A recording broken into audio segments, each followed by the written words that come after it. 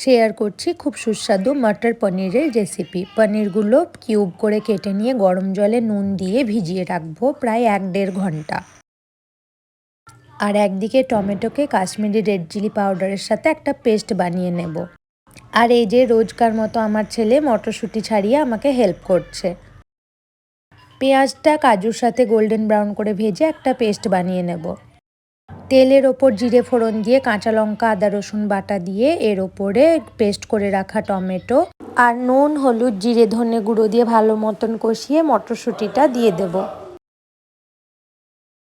মিশিয়ে নিয়ে পেঁয়াজের পেস্টটাও দিয়ে ভালো করে কষিয়ে নিয়ে জল দিয়ে ঢাকা রাখবো।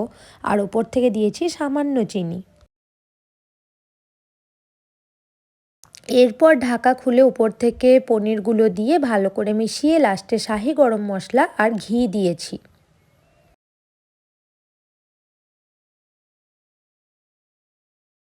এরপর 5 মিনিট লো ফ্লেমে রেখে নামিয়ে নিলেই রেডি মটর পনির। আমি সার্ভ করেছি গরম গরম লুচির সাথে।